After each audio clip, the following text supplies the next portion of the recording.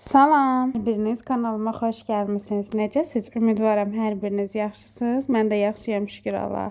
Bugün çox ləzzətli keks resepti sizlərlə paylaşıram.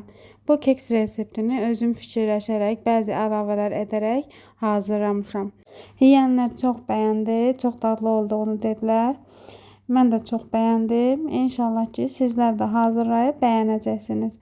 Reseptin dəqiq miqdarını videonun açıqlama bölümündə qeyd edəcəm. İndi isə keçirəm hazırlamağa.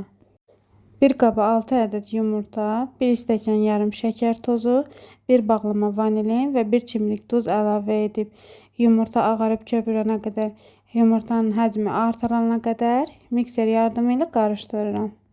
Daha sonra bu qarışıma 1 stəkan süd və 1 stəkan bitki yağı əlavə edib yenidən qarışdırıram.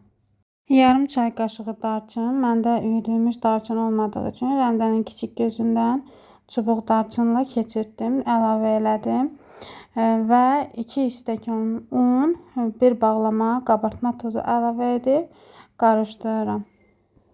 Bu resepti dadlı edən əsas darçın və indi deyəcəyim 2 ədəd almanı soyuruq, fərqi yoxdur, turş, şirin, hər hansı almadan varsa evinizdə ondan istifadə edə bilərsiniz.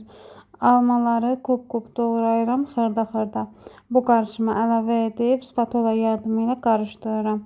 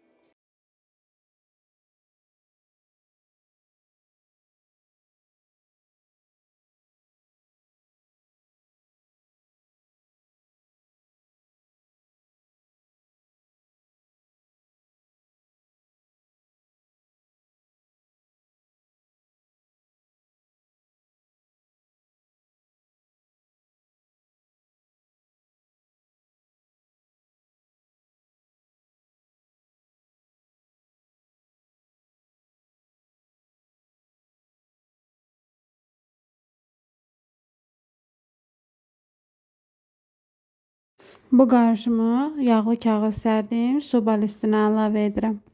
Və əvvəlcədən 160 dərəcə alt üst rejimdə qızdırdığım sobaya bişməyə qoyuram.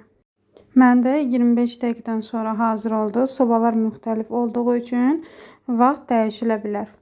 Bu reseptlə artıq 4-cü dəfədə hazırlayıram. Keçən vloqlarımın birində paylaşmışdım, amma reseptini paylaşmamışdım. Bir xanım videonun altında yazmışdı ki, paylaş, mən də uşaqlara bişirim. İnşallah ki, bəyənər bu resepti və gəlib videonun altında bəyənib bəyənmədiyini yazar. Buradan da xanıma təşəkkürümü bildirirəm.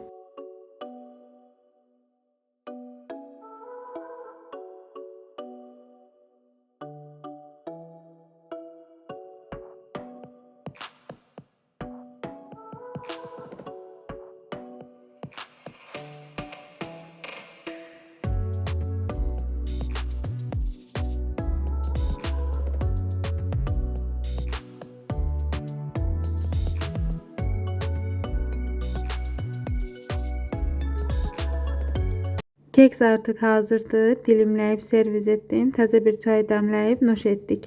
Bu reseptlə hazırlayacaq olan hər kəsə indidən nuş olsun. Videomu bəyəndinizsə kanalıma abunə olub, videomu bəyənib, şərh bölməsində şərhlərinizi yazmağı unutmayın. Videomu sona qədər izlədiyiniz üçün hər birinizə təşəkkür edirəm. Hələlik.